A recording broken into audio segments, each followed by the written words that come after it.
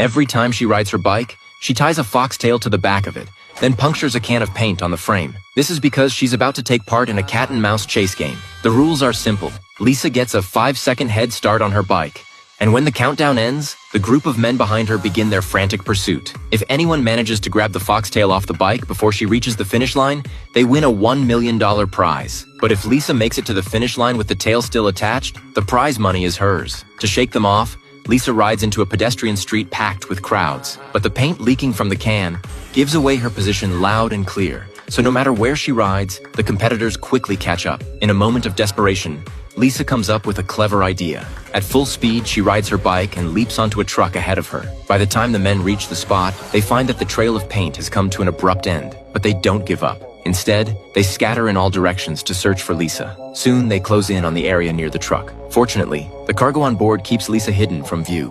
Watching her competitors drift further and further away, Lisa finally breathes easy and drops back down to the ground, continuing her ride. But just as she rounds a bend, she spots a rider coming straight at her head-on.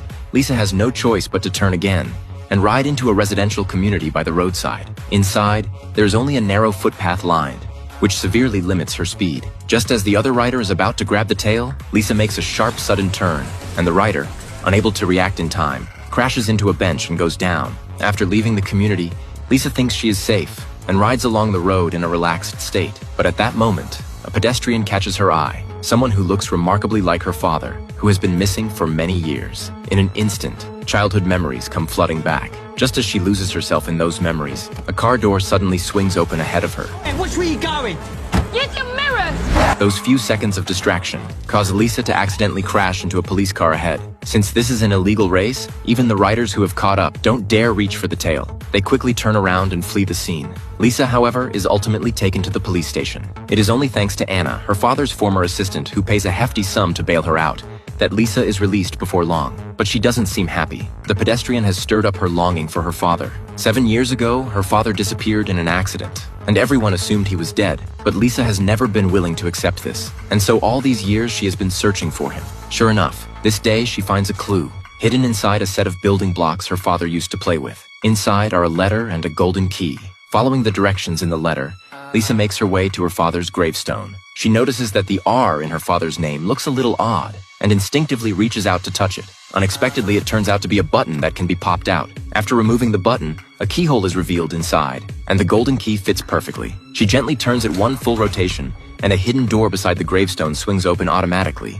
Driven by curiosity, Lisa steps inside. It appears to be a dim underground room, but it is in fact her father's secret research lab. The table is covered with historical artifacts from all over the world, which makes Lisa question her father's true identity. Was he a scientist or a grave robber? Just as Lisa is puzzling over this, a camera sitting alone on top of a crate catches her attention. She turns it on and finds footage her father recorded while he was still alive. It turns out that 7 years ago, her father had traveled to a mysterious remote island in search of the secret of immortality and never came back. Lisa then goes through her father's journal, and through its contents, she pinpoints the location of the island, a stretch of sea near Japan. Determined to find her father, she immediately sets off with her boyfriend Jimmy aboard a fishing boat heading for this dangerous island. But just as they are about to reach their destination, a violent storm suddenly breaks out over the sea. Wave after wave crashes into the fishing boat, and if things continue like this, the entire vessel will sink to the bottom within 10 minutes. To survive, they have no choice but to abandon the boat and jump into the water. But only Lisa makes it safely to shore. Before she even has a chance to catch her breath, several menacing figures suddenly appear ahead of her. When she comes to again, Lisa finds herself lying inside a tent. Outside, a group of workers are blasting into a nearby mountain, seemingly in search of something precious. Soon after, a mercenary forces Lisa to join the workers. These workers are all fishermen who survived shipwrecks and were captured by the mercenaries to search for treasure. Anyone who works even slightly too slowly is brutally beaten. The one stroke of luck is that Lisa discovers Jimmy is still alive. He too has been captured and put to work. Once the two of them reunite, they quietly begin plotting their escape. Taking advantage of a moment when the mercenary guarding them is resting, Jimmy picks up an iron shovel and swings it hard at him. Go! Go! Jimmy doesn't run. He chooses to stay behind and cover Lisa's retreat, but the other mercenaries react quickly, and even though Lisa has already escaped the camp, they give chase without a moment's delay.